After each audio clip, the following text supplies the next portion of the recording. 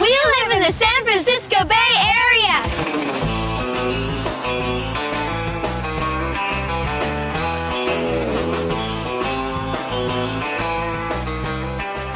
Did you know that right around here, a big freeway fell down? Really? Why did it fall down? Big earthquake happened. The San Francisco Bay Area moves around a lot.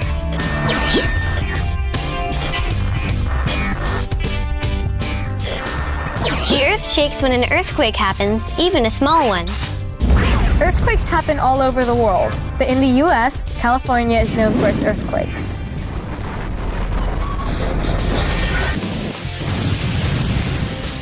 Have you ever been in an earthquake? Yeah, once I was sitting on my bed, and I was feeling a little shaking. I thought it was my dog scratching herself. And then finally I realized that Brownie was sitting still and that it was an earthquake, and I got really freaked out and I tried to hide under the bed.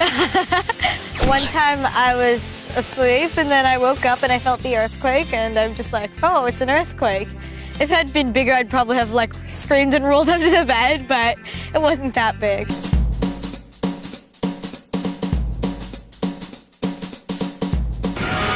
Since we live in a place where earthquakes happen pretty often, we wondered what causes them. We're checking out more about earthquakes at the Lawrence Hall of Science in UC Berkeley. That was fun! The museum has a bunch of outdoor exhibits that show what happens in an earthquake. Going down. Come on, let's try and smooth it out and then we can let the water go. You're spraying me. Wow, that's cool. Better not be any earthquakes. The Earth's surface is made up of huge pieces called plates. These plates move very slowly and sometimes bump into each other or move alongside each other. These aren't like the plates you can find in your kitchen. These plates are deep underground. You can't see them. However, you can see the faults, which are cracks caused by moving plates.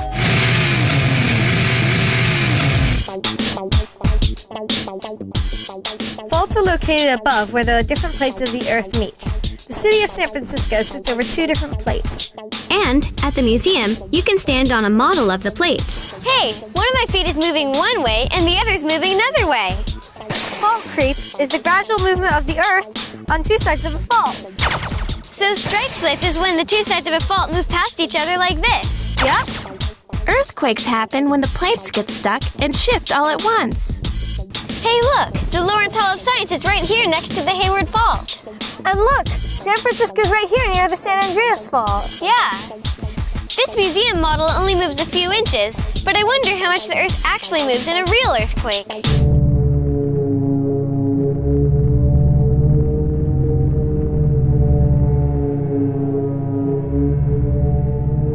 We decided to grab a map and go looking for signs of how far the Earth has moved along 2 faults, the Hayward and the San Andreas. 1, 2, 3, fault finders!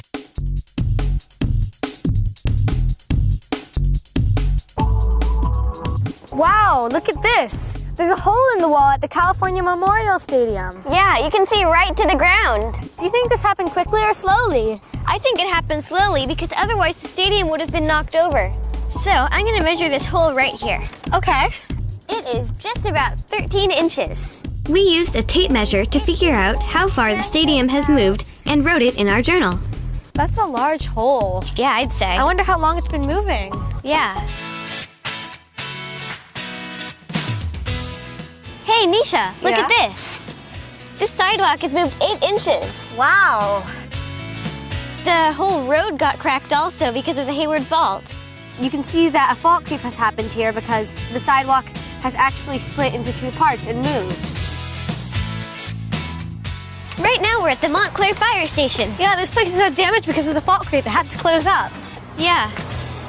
Whoa. Look at that. That's a lot of damage right there. The bricks have actually split apart. Yeah. 2.5 inches because of the fault creep here. And look at this. The pillar is actually moved. And the other one is not straight. so much. It's pretty straight. Maybe the fault just runs under this one. Did you know the San Andreas Fault made that rift valley? No. Let's get closer to that fault. This map says that we're on the San Andreas Fault, but all I see are these little cracks. this fault doesn't creep like the Hayward. The other one had a whole curve move, but this one only has a few cracks in the ground.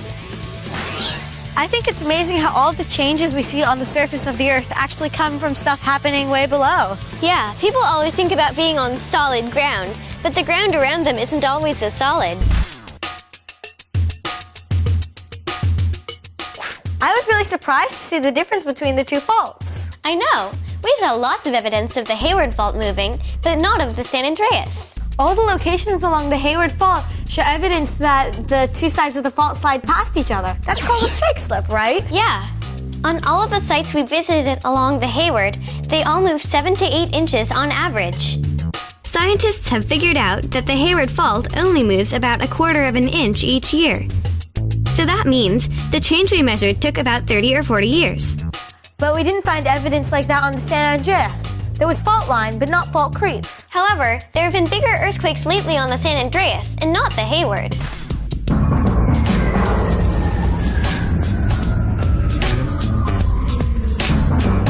There were huge earthquakes on the San Andreas Fault in 1857, in 1906, and again in 1989, but only small ones on the Hayward.